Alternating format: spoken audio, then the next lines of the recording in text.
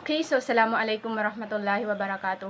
We are the group number 5, and today we will be discussing about the immunity from jurisdiction. But by the way, I am Saida Yusabal, and I am with Mushahid Usop and Armain Bandilano. So, as I've said earlier, we will be discussing about the immunity from jurisdiction. But before that, let us define first what is immunity.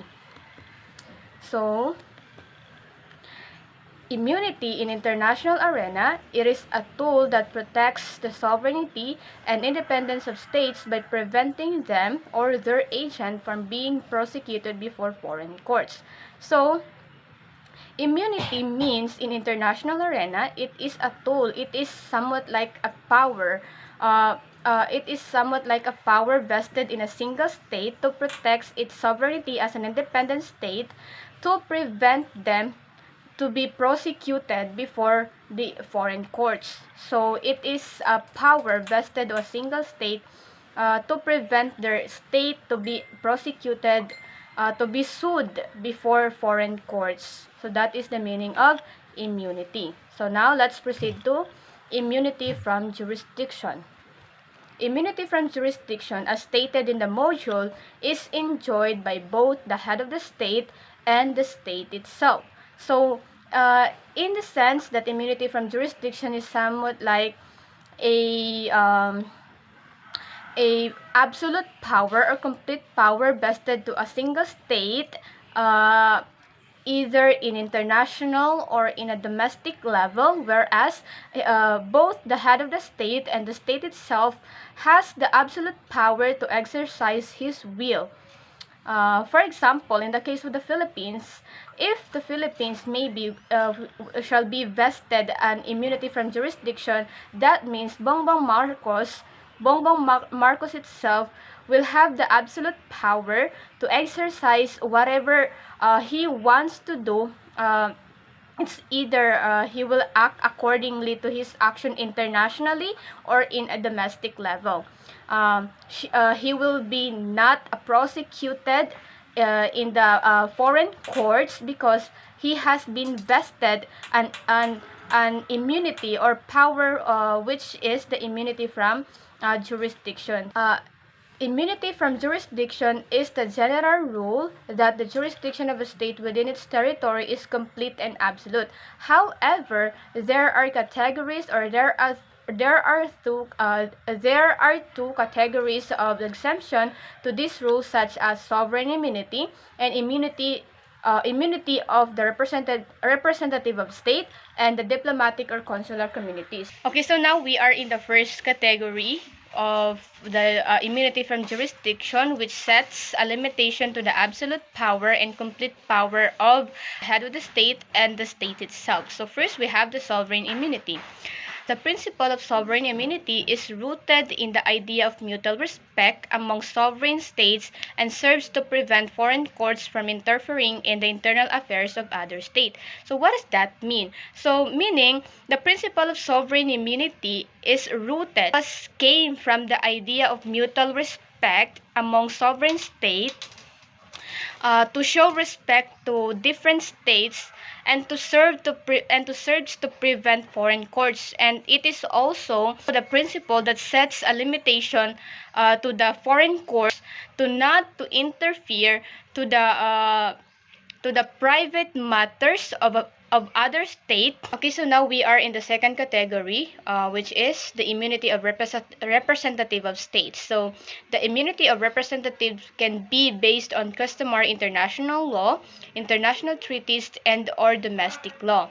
The members of the government under customary international law, states representatives benefits from immunity while they are abroad due to their official duties they fulfill.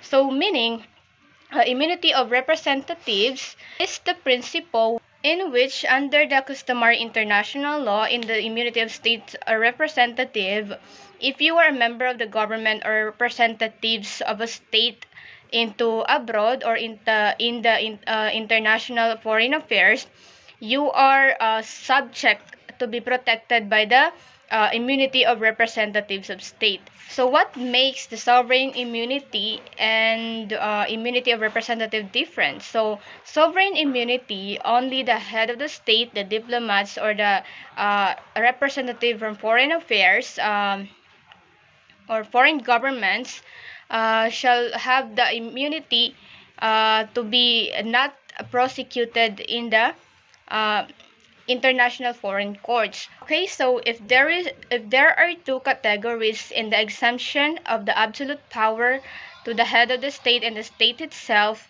in the immunity of state's representative, there is also a distinction.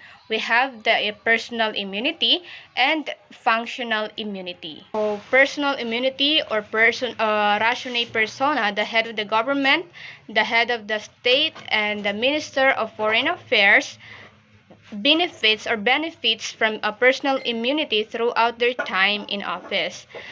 They thus enjoy absolute immunity from all prosecution abroad for any acts performed in a private or official capacity, either before, during their mandate. So, meaning, if you are head of the state, the head of the government, or members of the ministers of foreign affairs, you will not be subject to the prosecution by the international foreign courts, even your acts is in a private capacity or official capacity, even after your even and during your mandate, because you are given the absolute immunity, meaning the absolute freedom to exercise whatever wills you want to do.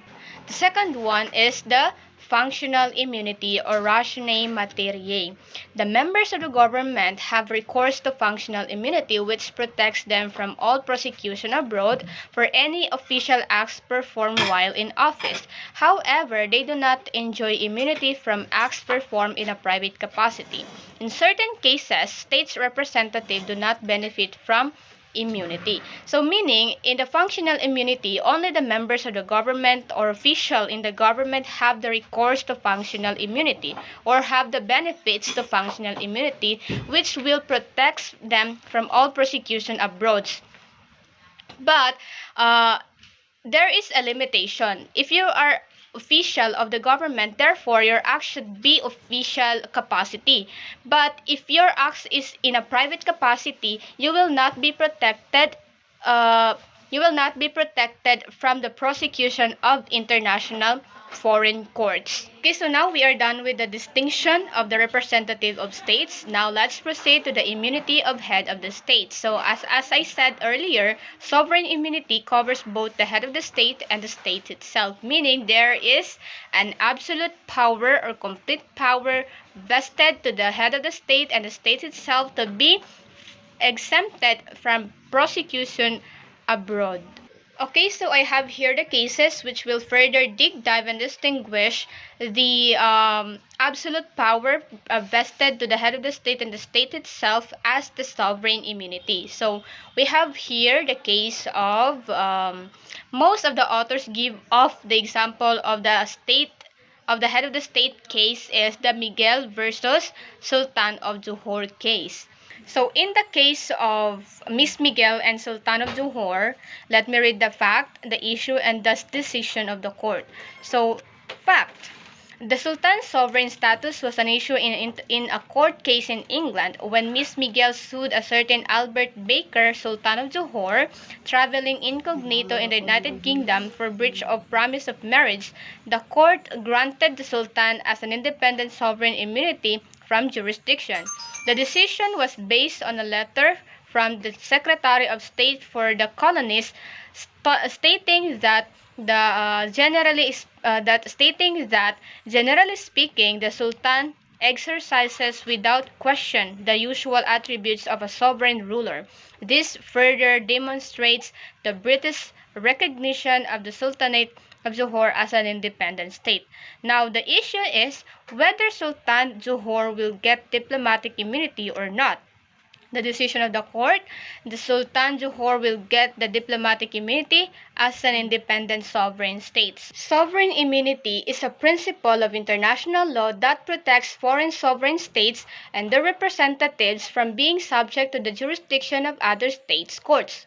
In the case of Miss Miguel versus Sultan of Johor, the court's decision to grant the Sultan immunity from jurisdiction was based on the recognition of his status as an independent sovereign. This recognition was supported by the letter from the Secretary of State for the Colonies, which affirmed that the Sultan exercises the usual attributes of a sovereign ruler. This acknowledgement by the British government reflects the formal recognition of the Sultanate of Johor as an independent state with the rights and privileges to the sovereign nations. The court's decision in this case illustrates the application of sovereign immunity in a specific context, that of a legal dispute involving a foreign sovereign. While sovereign immunity provides protection from lawsuits in the foreign courts, it is not absolute and may be subject to exemption and limitation, particularly in cases involving commercial or private matters. In the case of Miss Miguel versus Sultan of Johor sheds light on the intricate interplay between sovereign immunity, international law, and the recognition of state sovereign status.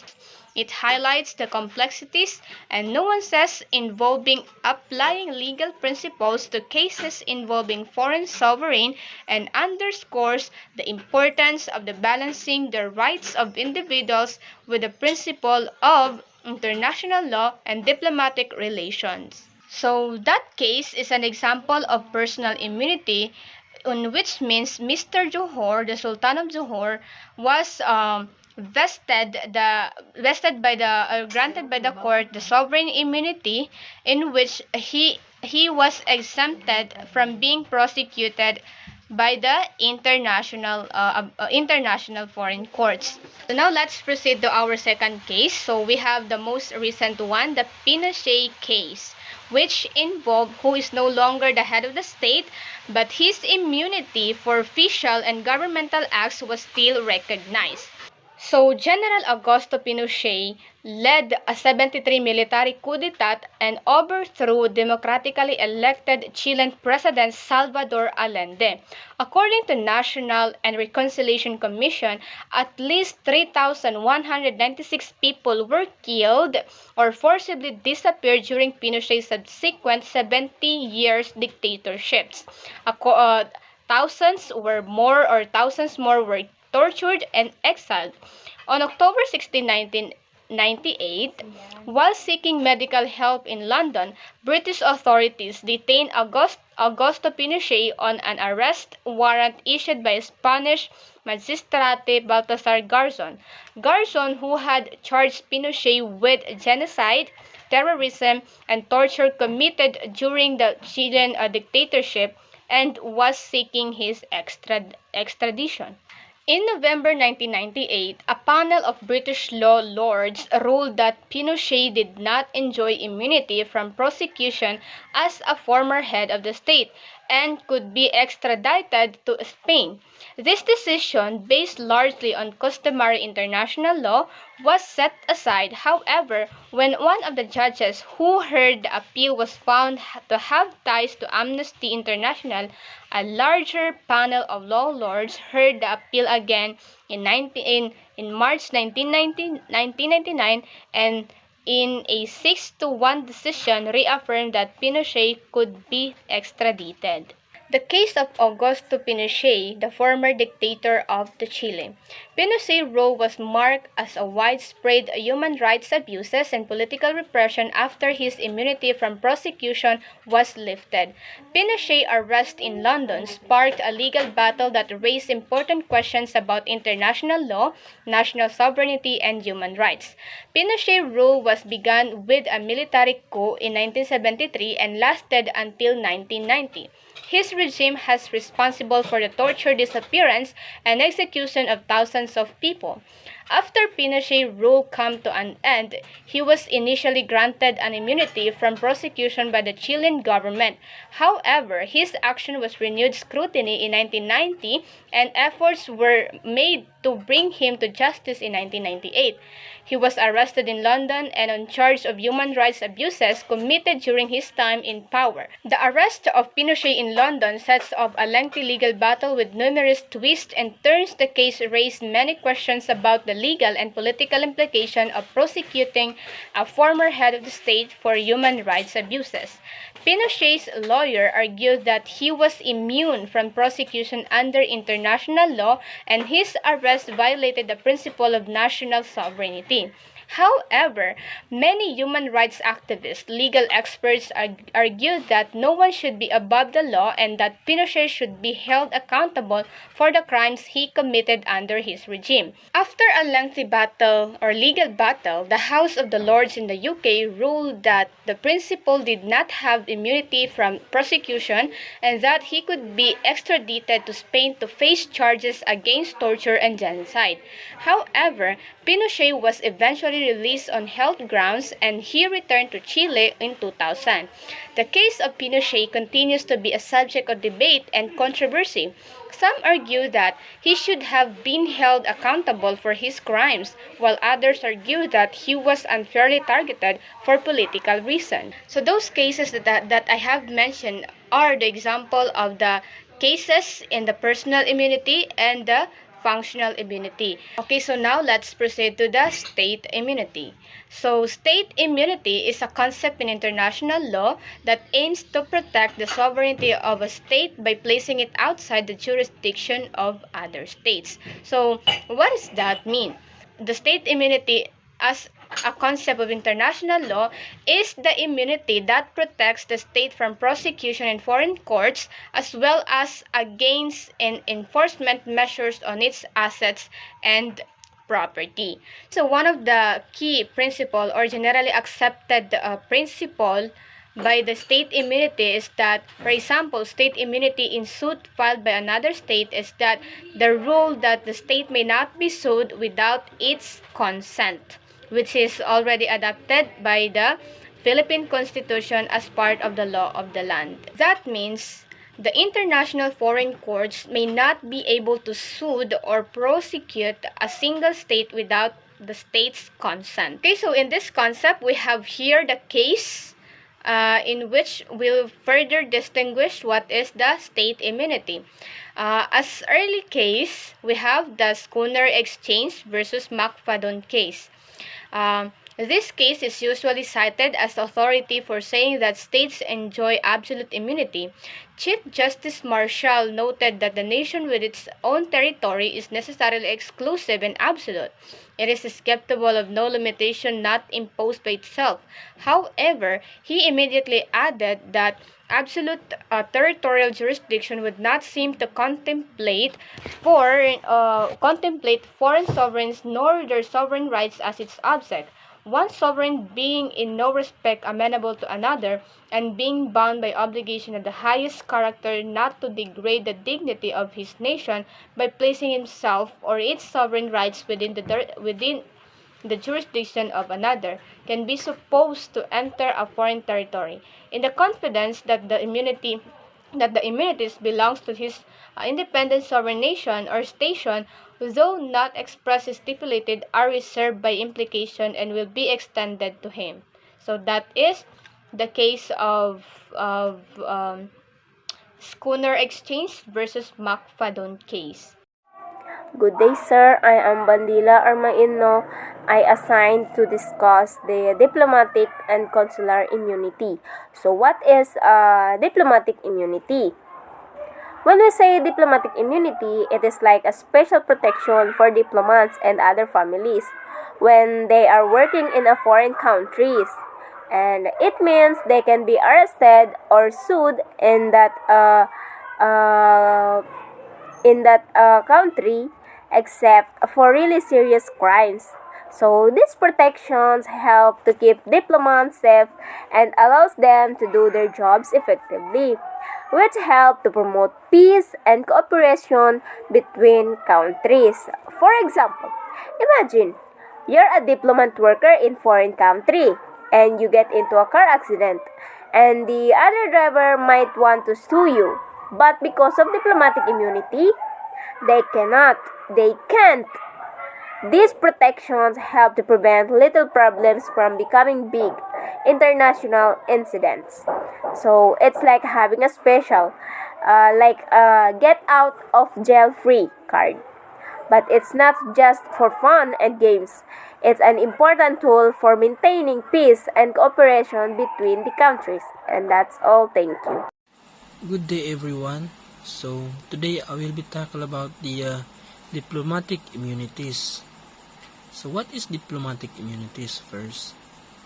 Diplomatic immunity is a concept in international law that grants certain privileges and immunities to diplomats and diplomatic personnel.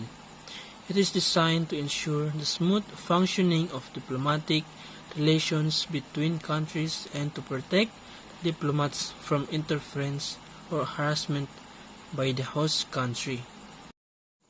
So the diplomats are concerned with the political relations of states. The codification of the law on the subject may be found in the Vienna Convention on Diplomatic Relations, 1981. So the Article 1, letter A, the head of the mission is the person charged by the ascending state with the duty of acting in that capacity. Letter B, the members of the mission are the head of the mission and the members of the staff of the mission. Letter C, the members of the staff of the mission are the members of the diplomatic staff, of the administrative and technical staff, and of the service staff of the mission. Letter D, the members of the diplomatic staff are the members of the staff of the mission having diplomatic rank. Letter E, diplomatic agent is the head of the mission or a member of the diplomatic staff of the mission. Letter F, the member of the administrative and technical staff are the members of the staff of the mission employed in the administrative and technical service of the mission. Letter G, the member of the service staff are the members of the staff of the mission in the domestic service of the mission. Letter H, private servant is a person who is in the domestic service of a member of the mission and who is not an employee of the sending state. Letter I, premises of the mission are the buildings or parts of buildings in the land ancillary thereto irrespective of ownership, used for the purposes of the mission, including the residence of the head of the mission. The Article 22 states that the premises of a diplomatic mission are inviolable. This means that the receiving state, ang tinutukoy dito ay yung lugar kung saan na-locate yung mission. I cannot enter the premises without the consent of the head of the mission. Ang tinutukoy dito ay yung mga ambassador or yung chief diplomats.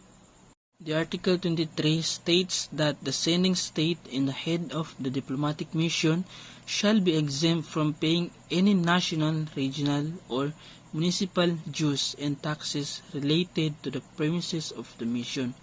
This exemption applies to both owned and leased properties. The Article 24 emphasizes the inviolability of the archives and documents belonging to a diplomatic mission. It means that these records are protected from any interference, search, or seizure by the receiving state. Then the Article 27 emphasizes the importance of allowing diplomatic missions to have unrestricted and secure communication channels to official purposes. The receiving state, which is the host country, is obligated to permit and protect the free flow of communication between the diplomatic mission and its home country. The Article 29, it means that diplomatic agents are immune from arrest or detention by the host country's authorities. This immunity is granted to ensure the effective functioning of diplomatic missions and to protect diplomats from any potential harassment or interference in the performance of their duties.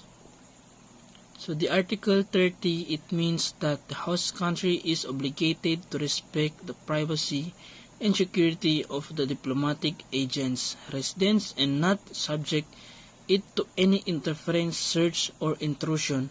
This provision is crucial for ensuring the safety and well-being of diplomatic agents and their families while they are serving in the host country.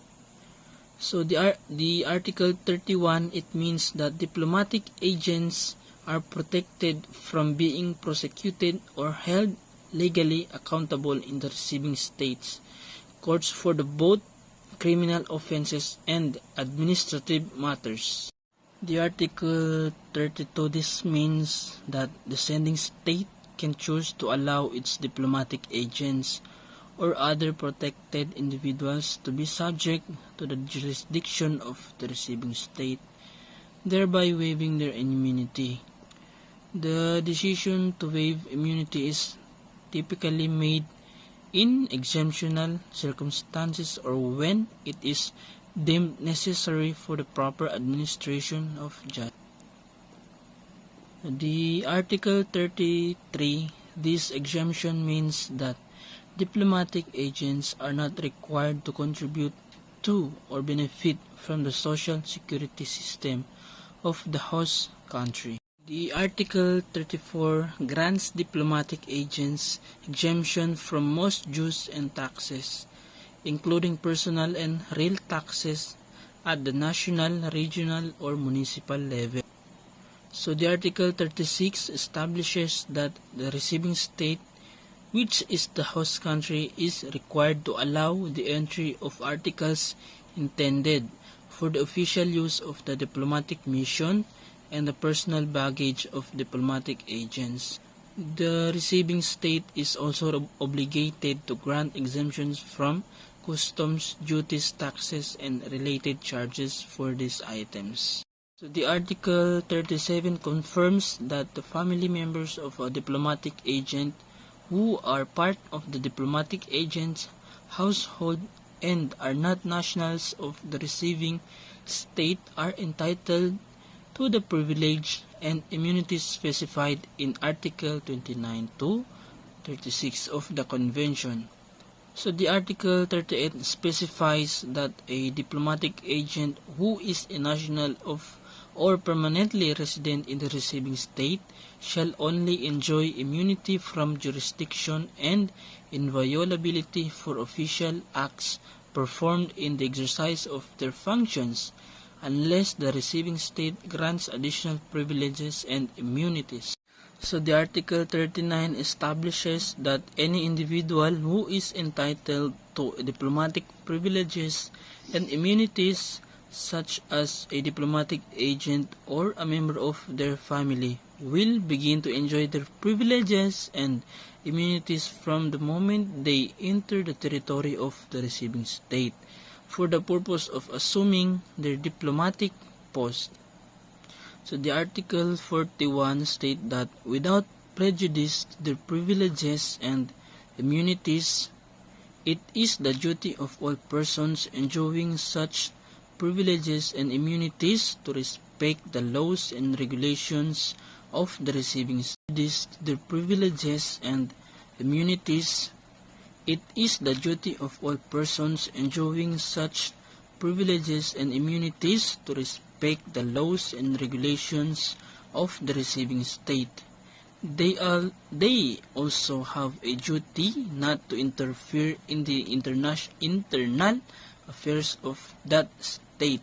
And lastly, this article emphasizes that while diplomatic agents and their families enjoy privileges and immunities, they are still obligated to respect the laws and regulations of the receiving state. They are also prohibited from engaging in any professional or commercial activity for personal profit within the receiving state.